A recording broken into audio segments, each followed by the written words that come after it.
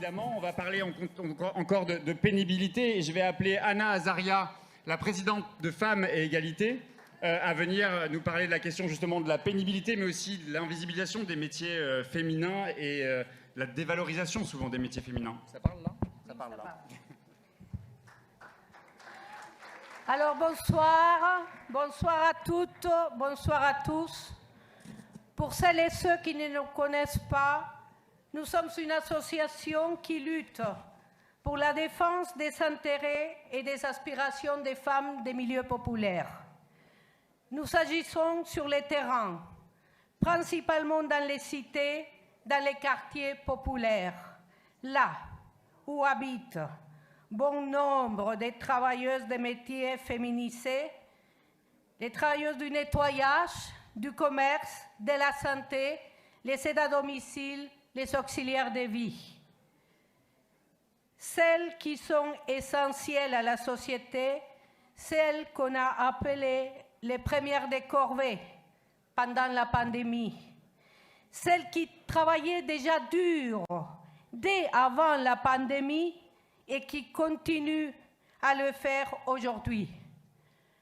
Nous voudrions parler tout particulièrement des aides à domicile et des auxiliaires de vie. Dans les métiers de l'aide, de l'accompagnement, des soins à domicile, 97% des salariés, ce sont des femmes. Elles s'occupent des publics fragiles, principalement des personnes en perte d'autonomie, des personnes âgées, en situation de handicap, des personnes en récupération. Elles travaillent parfois la nuit, elles travaillent le week-end, elles travaillent les jours fériés. Il n'y a pas de vacances scolaires pour elles.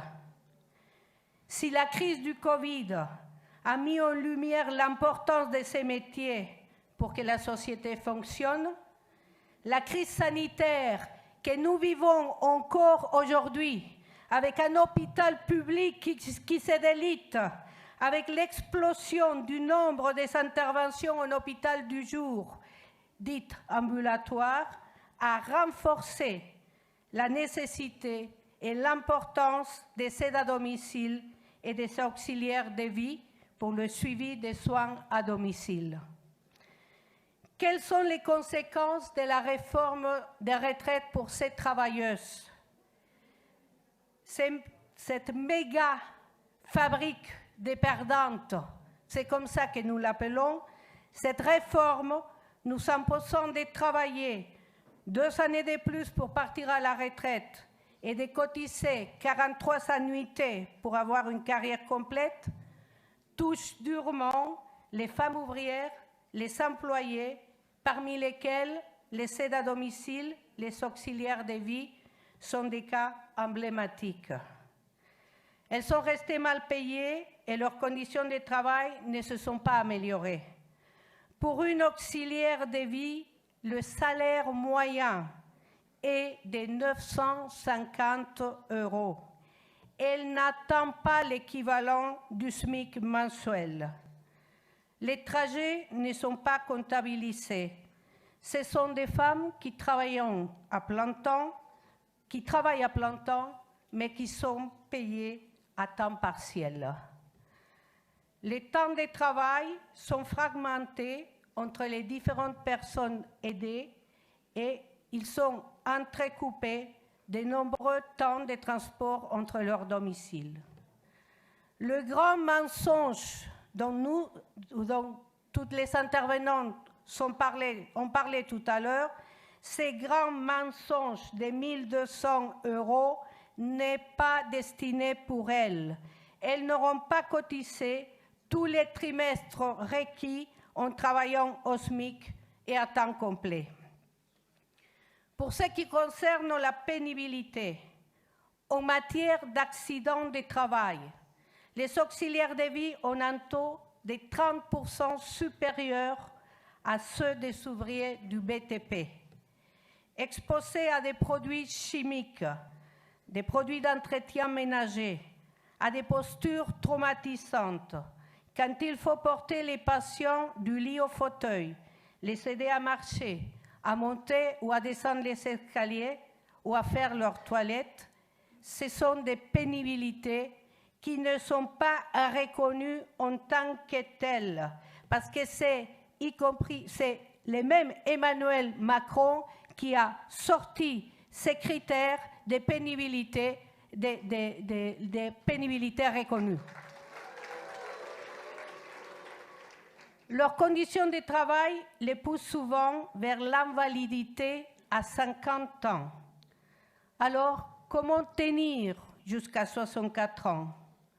Elles passeront, comme il a été dit, par le chômage, le RSA, entre le moment où, cassées par le travail, elles s'arrêteront de l'exercer et le moment où elles pourront enfin prétendre à la retraite pour en finir avec des pensions de misère ou avec le minimum vieillesse et en prime avec une santé bien cassée. Derrière ces chiffres, il y a la vie des femmes qui subissent les conséquences de l'intensification du travail, du manque de protection et de la surexploitation. Et parmi elles, il y a une catégorie qui ne figure même pas dans les statistiques, qui vit la surexploitation et les discriminations renforcées. Ce sont les travailleuses sans papier. Très nombreuses dans l'aide à domicile, très nombreuses parmi les auxiliaires de vie, les travailleuses du nettoyage, les aides-soignantes. Elles exercent leur travail avec sérieux.